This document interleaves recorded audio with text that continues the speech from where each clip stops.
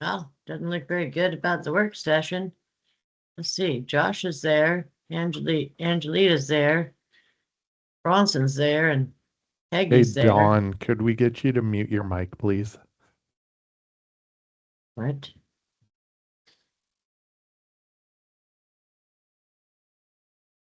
Thank you.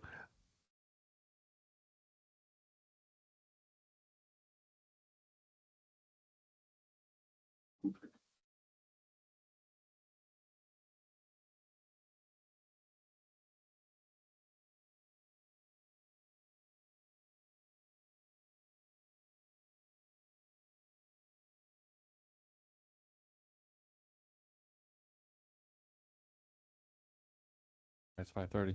We'll go to the Pledge of Allegiance.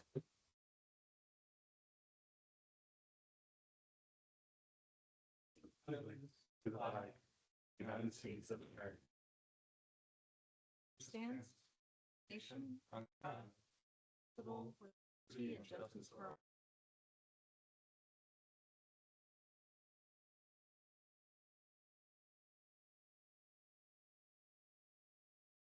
I would just do a roll call. Counselor Osberger, Present online. Counselor Bronson, Present. Counselor Heggie, Present. Counselor Richards, Counselor Sanchez, Here. President Pro Tem Thorstad, Here. and Mayor Hope. Alrighty, you gonna start the presentation then? Yeah, welcome. I just wanted to say thank you for attending the work session tonight, and really wanted to say thank you also to the Charter Review Committee, who put in a lot of time and thoughtful effort into some of the proposed changes that they're recommending to council. And it was a pleasure to really work with you all throughout this year. And so right now, I'm just going to hand it over to City Attorney Larson. He's going to walk the council through the committee's summary of proposed changes and answer any questions that council might have. So we'll hand it off to you. Thank you. So unfortunately, we don't have a track changes version of the document that highlights the changes, but that can be provided in the future. To do kind of a high level overview of what the commission or the committee is proposing to be changed. So as City Manager Ogden mentioned, the committee had been meeting for, I think, since May, pretty regularly, and this was a very thorough, in-depth look at the entire charter. So we took everything essentially paragraph by paragraph, discussing problems with the existing charter, discussing potential changes, and then staff also did some research, as did some committee members, on potential additions to answer some of those issues that we saw. And so just to give kind of I wish Deputy City Manager Pretty was here, because she did a huge amount of work and certainly deserves a lot more credit on this. She provides some great support. But just in summary, overall, there was updated numbering and formatting for clarity and consistency. Modernized some language to corrected minor spelling and grammatical errors to ensure stylistic consistency across the entire document. There is a section added to Chapter 1 that makes clear when this version of the charter was adopted. In Chapter 2, it provides a process to fill a councilor's seat if they are elected to the mayoral seat midterm. It provides updates. It updates the treasurer office to treasurer/finance director, which kind of modernizes it. Removes language regarding bonding any employees except the city manager, which is also addressed in Chapter 6. In Chapter 3, it clarifies language regarding the required residency timeline, which is 1 year before the election or appointment to office. It disqualifies a member of the city council from running in the next election if they have 10 or more unexcused absences from regular city council meetings within a 365-day period. It updates the commencement of terms of office to January 1st. I think previously it was mid-month. And just to clarify, these are proposed changes. So this is, to anyone listening in, the charter has not been changed. This is just what's being discussed to add to it or change it. In Chapter 4, vacancies, it offers vacant positions to the next two highest runners-up. If vacancies occur within the first half of the seat's term, those runners-up must still be eligible in every other way for office. It sets a 60-day timeline to fill vacant seats when an appointment by the council is required. In Chapter 4, there's a proposal to clarify the definition of a quorum in cases of 3 or more vacant seats. It updates the title of President Pro Tem to Council President instead. Establishes types of votes that shall require no less than 4 affirmative votes. Those include the hiring or firing of council-appointed positions, the filling of council vacancies, land use decisions, utility rate changes, modifications to municipal code, approval of ordinances with emergency clauses, or disciplinary action against a mayor or councilor or mayor. Creates a new section 5.6 to guarantee speakers no less than 5 minutes if recognized during a regular city council meeting. Creates a new section 5.7 to outline ethical expectations and clarify enforcement. In Chapter 6, the powers and duties of the city officers, it clarifies check signing authority, allows the city council to set the amount of the bond required for the city manager, which is currently set at $10,000. It modifies the potential term of a city manager pro tem to as much as 18 months with reappointment required every 6 months. It clarifies through new separated sections the expectations for city council or city manager and staff relations and staff behavior regarding elections. In Chapter 7, ordinances, it allows ordinances to be read by title only rather than completely by word. It removes physical posting requirements for past ordinances due to the availability of electronic copies and hard copies upon request. And then in Chapter 8, public improvements, there's no significant changes. I believe just a typo was corrected in there. So those are what the Charter Review Committee came up with. The process from here on, I should just kind of outline. So Charter Review Committee was appointed by the city council, and the only power they have was to make recommendations to the council. And so this recommendation of that body, of this document to you, is entirely that. It is a recommendation, and so it is up to you to determine what to do with that. You have basically all options, from ignoring it entirely to blessing it entirely and moving it forward to an election. I recommend that you pay very careful attention to the changes that they're recommending. There are some that are very important, and one in particular, when it comes to the interference in administration, when it comes to the council involving, if a councilor involves themselves in city operations.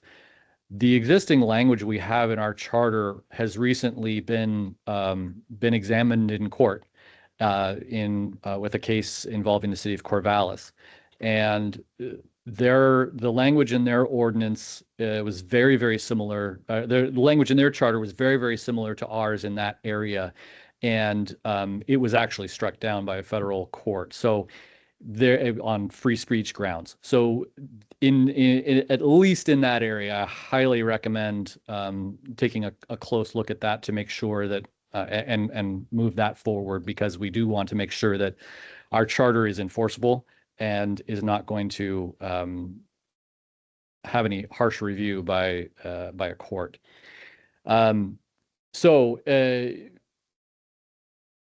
This can take place over the course of this meeting, or if you want more time to examine the proposed changes, certainly additional work sessions can be planned for that. The next step is for you to determine which, if any, or all of these changes you would like to move forward to be approved by the electorate. And at that point, we can put together the appropriate documents to move this to an election, identifying which election the city would like to schedule this for, And most importantly, determining the breakdown of how this will be presented to the public. This can all go into one ballot measure, which means that either people completely approve it or they completely reject it. If you're worried about any provision and you want to make sure that one particular provision definitely passes, you might want to have that be its own question on the ballot. And so that people feel free, because if, undoubtedly there will be somebody who will read these changes and think, well, I'm in favor of that one, but I'm not in favor of that one, so I'm going to vote against the entire thing. That should be taken into account and determined. But that is something, once you determine what changes you want to make, we will also need to discuss those things and prepare all the documents for the election. So I know that's a lot, and I covered it at a very high level. There's not going to be a test afterward, so don't worry about that. But staff is here to answer any questions. Obviously, this is work session, so there's plenty of opportunity for discussion amongst yourselves. And I believe also there are some members of the Charter Review Committee here as well. If you have any questions in particular about some of the adjustments that they are recommending, they certainly can take your questions as well. All right, I'll leave it open for you guys to have questions or discussion. I have a question. Back to you, Blair. Could you go back and just refresh us on what the legal problem that City of Corvallis got themselves into, why it was a problem, how it relates to our charter, and what we have changed, if anything, to not get the City of Sweet Home in this similar problem? Okay. So the provision in our charter is in chapter 6, which is powers and duties of the city officers. Section 20 is the city manager. In paragraph F of that section, it says interference in administration. And this is the current code language. Interference in administration. No member of the council shall in any manner, directly or indirectly, by suggestion or otherwise, attempt to influence or coerce the manager in the making of any appointment or removal or the purchase of supplies, or attempt to exact any promise relative to any appointment from any candidate for manager, or discuss directly or indirectly with any such candidate the matter of appointments to any city office or employment. Any violation of the foregoing provisions of this section shall work a forfeiture of the office of the offending member of council, may be removed therefrom by the council or by any court of competent jurisdiction, provided, however, that nothing herein contained shall be construed as prohibiting the council while in open session discussing with or suggesting to the manager fully and freely anything pertaining to city affairs and for the best interest of the city. Neither the manager nor any person in the employ of the city shall take any part in securing or shall contribute any money toward the nomination or election of any candidate for the municipal office. That's a big paragraph. The issue that came about with the city of Corvallis is they had a counselor who it was not a council meeting, it was a committee meeting, made some comments that were interpreted to mean that the counselor was urging the city manager to hire, to fill a position, and their city attorney and city council and city manager determined it was a violation of this section, and they attempted to remove the counselor from office for that action. What after examining that court case and looking at it in detail, the recommendation of the committee, I can read the new paragraph that we're proposing. And I say we because I was involved in drafting this.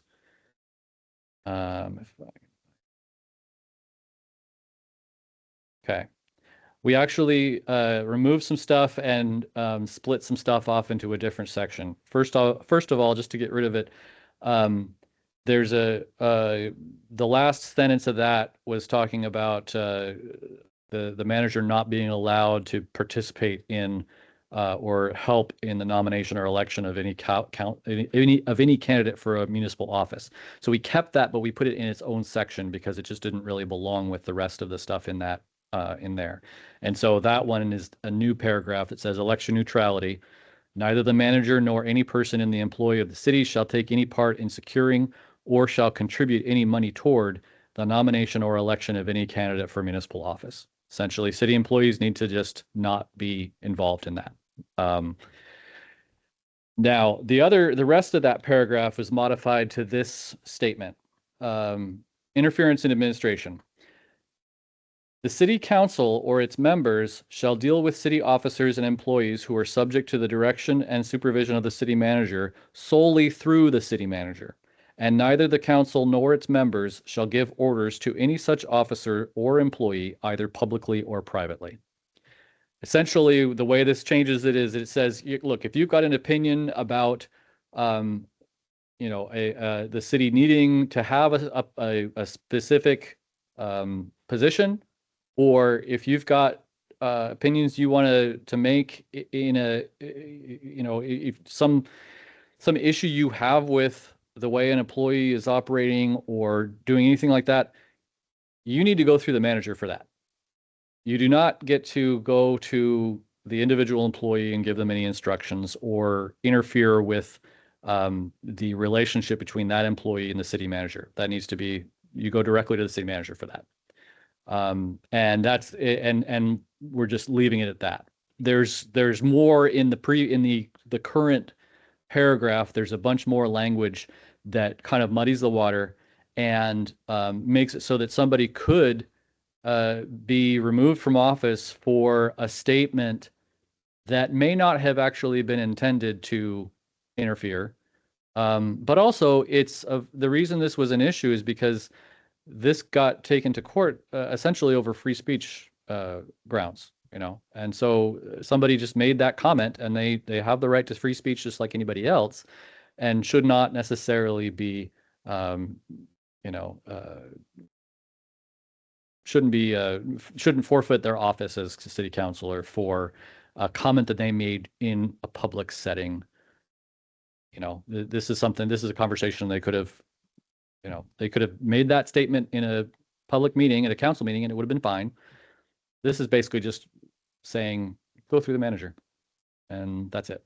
And the manager should have enough backbone to, not just do whatever a single councilor says. The manager is aware that they report to all 7 councilors, all 6 councilors and the mayor, and so it leaves it at that. Does that answer your question? Yes, Okay. yes. I was following that case, and it's kind of a doozy on Yeah. the Counselor Bronson. technicalities. Yes. I need you to use your mic, please. Thank you. Close the mic. Is that close enough? So, yeah, I got it. Thank you very much. Yeah, if anybody wants any light reading, I can provide a copy of that case.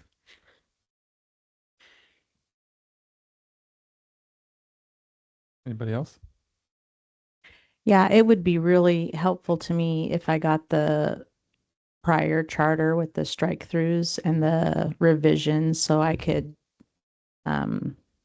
look at both of them at the same time, because this is a very important process. So the other thing that I had to say was I was under the impression that for ballot measures, it had to be single subject. And so when you're putting something to the ballot for the people to vote on, it can't be convoluted with all these different ideas because it makes it really confusing. So how would that apply to the entirety of the charter in one vote versus breaking out the 40 plus things or however many things that we want to change?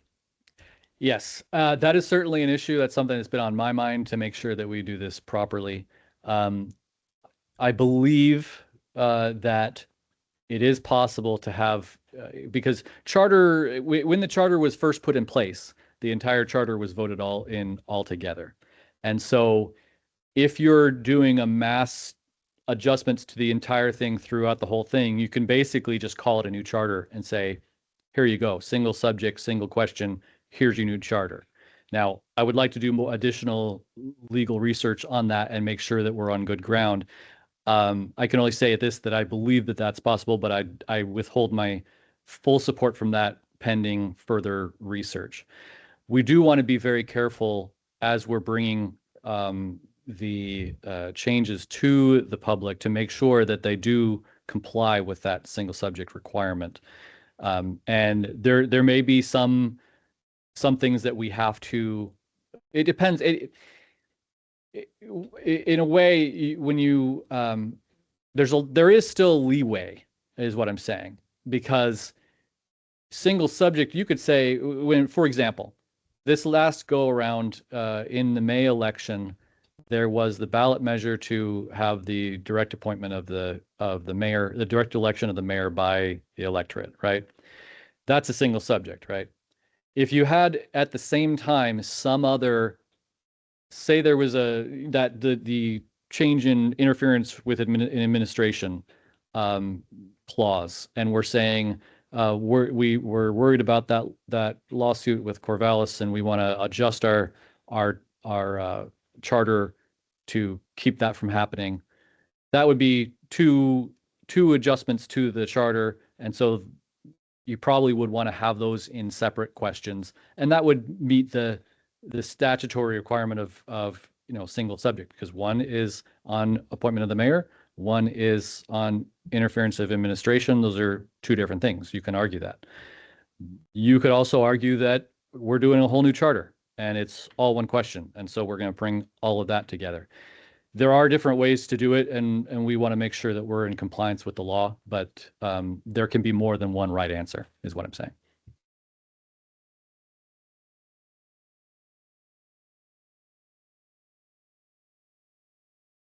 I've been, following this charter review, and the last time I read through on it, it had a great in detail in red, where you had it marked out what it was, and then line through, then in red what it will be. I think if it's if that's what is in that form, I mean, this is a complete body now, so it's ready to be looked at. If we could have that to look at again, because then it's really easy to follow through it, and you see what it was, what the problem was, a perceived problem, and how the Charter Review Committee has corrected that. And I think if and give council here some time to look at that, like maybe the next meeting, I think that would be a great way to answer any questions. Yeah, and that again, I apologize that certainly will make this go a lot easier for you to be able to review those change by change. It'll essentially, the old language will have a crossed out, a strike through on it, and the new language will be underlined, and it'll be very easy to see what that proposal is. Unfortunately, staff time didn't allow for that to be ready for this meeting, but certainly can be ready in the future. Now, there's certainly there is time for you to take your time in reviewing this, because I think the deadline, obviously this isn't going to happen for the November election. So the earliest election this could be submitted would be next May. And I think the deadlines for getting it there would be, I don't know, what is it? What was it? February or something around there. So we do have a couple, 3 months or so to get this right, and there's time for that. So however staff can support you in reviewing those recommendations and making the decision, we're happy to do. Well, I would recommend that detailed, we'll just call it in red, what it was and what it is sent to your council, so we can all take a look at it, and then bring it up at the next meeting for further discussion. Sure. And a quick question. With the mayor kind of being kind of separate from council, like throughout the proposed, when it says like the council, is that including the mayor? Because some places it says the council and mayor, and some places it says the council.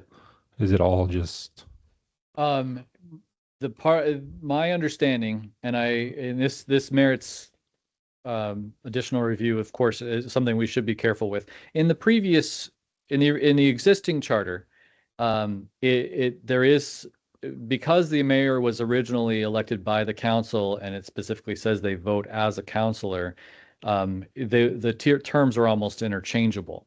With the new change, that was one of the reasons for some of the changes in the proposed version, is that with the change of the mayor being directly elected by citizens, that muddies it up a little bit and makes it, there were areas that were a little bit unclear as to what power the mayor actually has now that they're not selected by the rest of the council. So there was certainly an attempt to make sure that that's all cohesive and that it means what it says. I hope that we caught them all. And I think we did, but it sounds like, I think Mr. Jarvis might have some comments on that. Hi, I'm Gary Jarvis. I was a member of the Charter Review Committee, and at our final meeting, this issue did come up, and I would have to go through. I'm going to go through my notes and see if I can find exactly where we addressed that. But we did address it to the extent that because the question came up, when does the mayor get to do this and when not? And we pointed to that earliest provision where it says that where the charter does direct that the mayor is part of the council.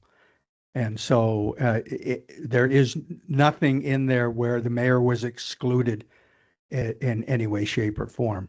So, as you guys review this, if we did miss that and it doesn't show up in the finished document, that's what our intent clearly was, because we all agreed to that at the last meeting that we had. Because I believe it was Blair that brought it up as a potential conflict. And one of the benefits of having a committee put their recommendations together and then bringing it to you, there's a lot more eyes on it. And as anybody who works with legal documents can tell you, sometimes things fall through the cracks, and sometimes things don't come across to others the way you meant them to be conveyed. And so as you read through these materials, please make note of items that are not clear to you, because if they're not clear to you, they're not going to be clear to your successors. They're not going to be clear to the public. We want to make sure that this is a document that anybody looking at it who doesn't have a huge amount of experience in Sweet Home will be able to look at it and say, oh, well, yeah, that's what it means. We want to be as clear as possible. And so please make note of that. I think one of the benefits of you not having that strike through version is that you have a clean two different versions that you can read through yourselves and make your own notes without seeing what the committee has changed, because you may find some things that the committee has kept in there and you don't think they make sense at all, or maybe there's some things that the committee missed that should also be changed. That's completely valid, and we want to know what those things are. And I would address that also to the public, that we want the public to look at these documents. We did have some open houses that were intended to get public interaction. We didn't have great attendance, and I get that this is not for lack of a better word, this is not a sexy thing. It's not something that people really want to be involved in. It's necessarily a bit nerdy. However, it does have a huge effect on the city, because this is the defining document of how the city operates. And so we want to make sure it's clear to the public that they should be reading all this stuff too. And if it's not clear to them, we really want them to let us know, because it should be something that is clear to a person who comes in and reads it. That answer your question? I think the biggest thing is that we wanted to make sure that the mayor had the power to vote. In other cities around us, the mayor is just a chair of the meeting and is not a voting member unless there's a tie. And so we wanted to make sure that the mayor was able to vote amongst the council. So the mayor would count when we need a quorum, the mayor would Yes. count toward that. Okay.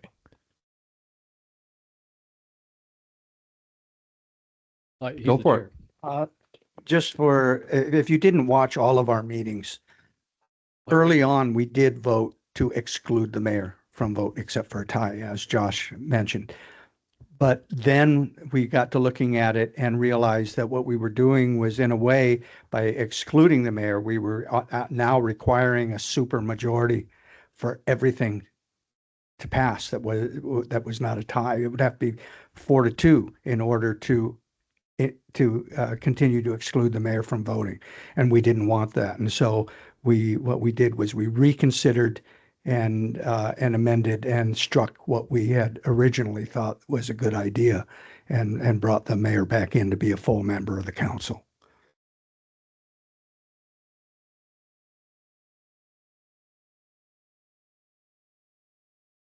I have one more thing. Okay, so my final concern is the 10 unexcused absences and the removal from office. We've had this Measure 113 issue in this state that has been tested by the lower courts to be acceptable, but my understanding is that it's still unconstitutional and it needs to go to the higher courts. And so I am very concerned that it could be potentially weaponized, especially because it's not voted on by an unbiased committee. It's voted on by members of the council who maybe they don't like the way you voted on something prior, or maybe you had a spat, or maybe they just don't like you. I think it's directly interfering with the election and the will of the voters. And I think that that is something that needs to be decided by the voters if you want to remove somebody from office.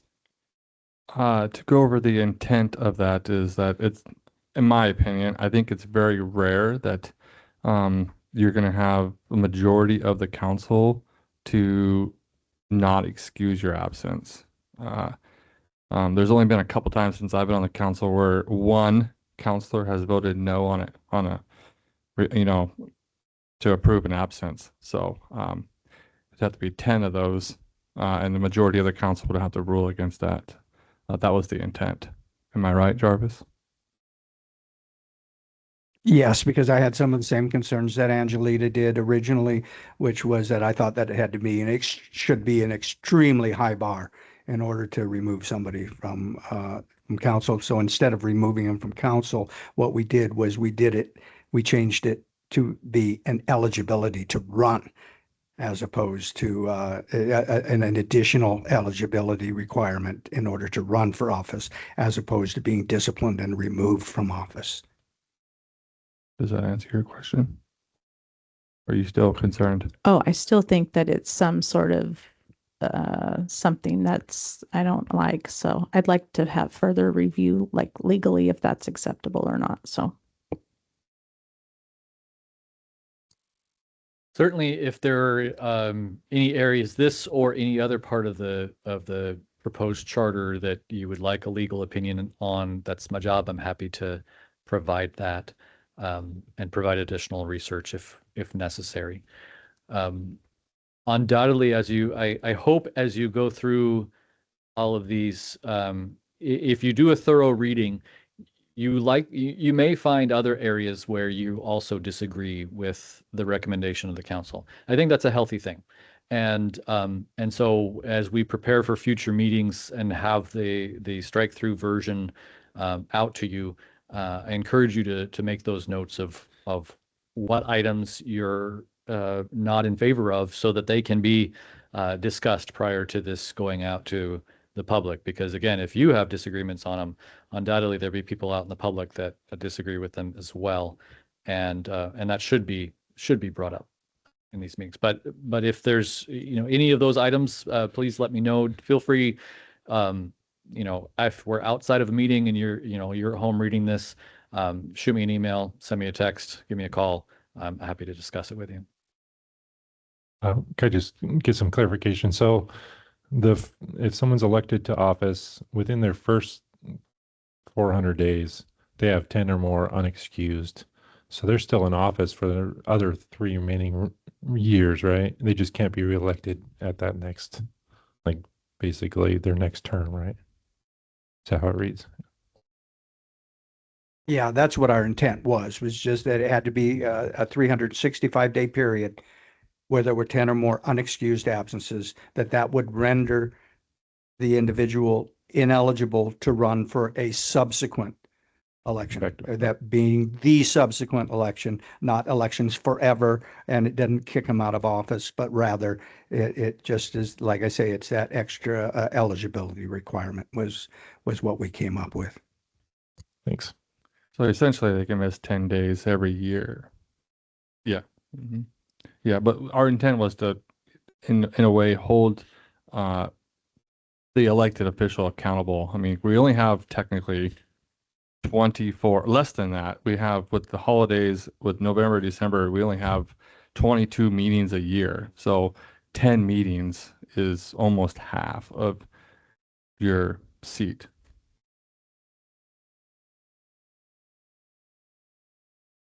That's unexcused too. Like, I mean, Yeah, at what point is it, why bother even showing up? I mean, you're gonna miss half the meetings. I mean, and there's no consequences. You're not contributing. I mean, you gotta put a stop somewhere in it. So say, I support 10. I mean, especially if we're gonna put it like what he said here, the next election. I mean, you're being so easy, in my opinion, so easy on them. But that's just my opinion. So if you're gonna run for the office, you're gonna do the job, well, show up. That's all I got. any other discussion? This is Counselor Augsburger online, and I just wanted to thank the Charter Review Committee for the hours that you put in reviewing this.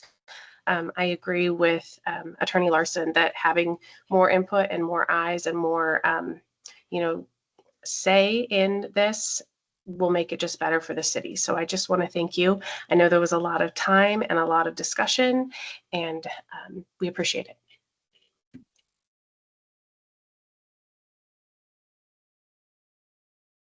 Anything else? So if you're done discussing for now, I think it would be helpful for staff to have some direction on how you would like to proceed. Do you want to just continue to have work sessions until you have a consensus on changes, or is there some other format you would like to see? I think the consensus was that they would like to see the edited version that we had with the red and the blue, so they can see what was and what changed, and then we go from. I think that's the first step. I think. Okay. Sounds good. We'll No do need that. for another work session. I mean, they can. Well, I mean, I'm assuming you would like to have a work session when Can- after you've digested that. Yes. Yeah, I agree. I'm sure probably other people's concern with getting it on the ballot and how that will look. You know, if it's like, I think it came up at the meetings too, like if someone doesn't like it as one thing, they're just going to vote and they might vote no. So, how we can break it down or, yeah, it'd be interesting to see more about that. Wasn't there talk too about us having packets available for people to read with the ballot? Wasn't there? So there will be, with any ballot measure, there's of course the required, the ballot title of what they actually see on the ballot itself. And then there's also a description that is in the officially produced voter guide that the county puts out. No, there's what you see on the ballot, and then there's a more fleshed out version that is produced. I'm blanking on the terminology of what they're called, because I know I've drafted in the previous one. I drafted both. Yeah, yes. So those are required by law for anything that goes on the ballot, and those can be contested and things like that. Beyond that, obviously we have a huge document here that we can't fit in those things. And so what we have to do is I believe that there are methods to basically refer to, please see the entire document and make sure that people can get copies of those to see everything that's there in the full text. But I will continue to make sure that we're on the right track with that. Chair Thorstad, may I? Go ahead. If it were me, which I'm one voice, I would try to figure out chunks of these changes to be done in individual ballots, the most important ones first, individualized, because you don't have a lot of real estate on that ballot and you do have to explain it, and then try to budget some money for the city to have our own voter pamphlet statements, because those are not supplied by the county. That's something that the city has to provide on their own. So in order to get more information to the voter so they know what they're voting on and it's transparent, I would prefer to block this out in sections and make sure they have the information necessary rather than just yay or nay on it all, up or down vote. So that would be what I would like to do. Yeah, we discussed breaking it up into segments because a lot of the changes are just housekeeping, just getting rid of commas and words repeated and stuff like that. So there, a section just for housekeeping, and some of the higher end questions and changes would be, I think, individual questions, I believe. But that's up for the council to decide.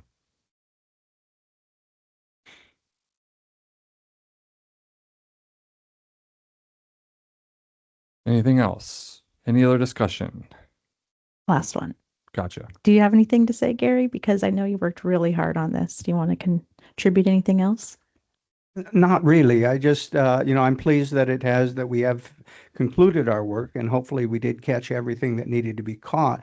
But ultimately, that's why I'm happy that it's in you guys' lap now, because like he said, and I agree with that concept, is that the more eyes that you have on something, the higher the likelihood that you will find some unintended consequence.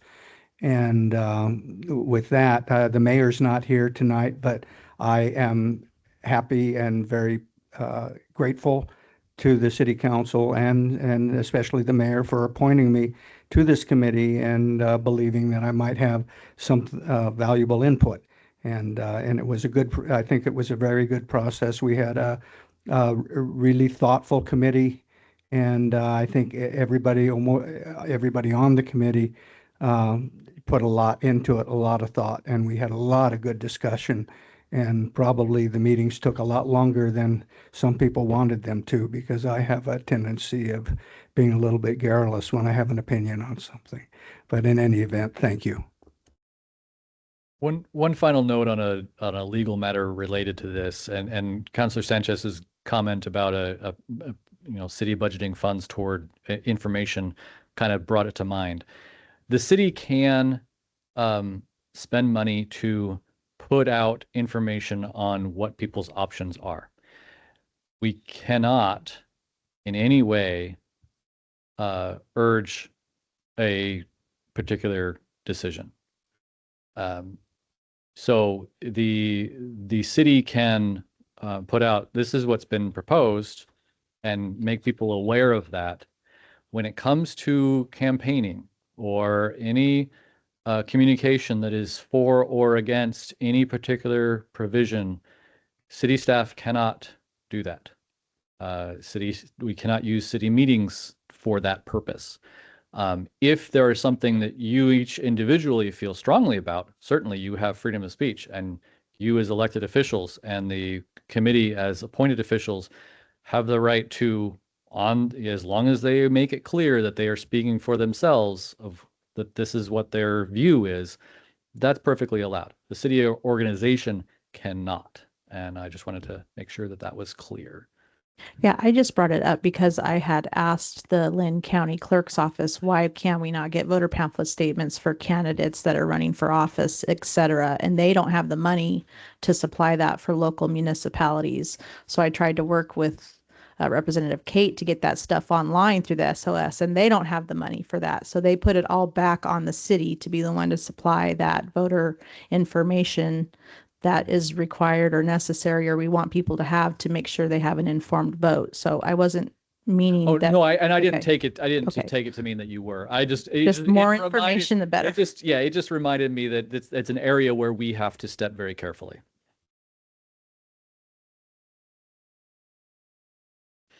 Any other discussion? I'm hearing none. So I'm going to adjourn the meeting at 6:14.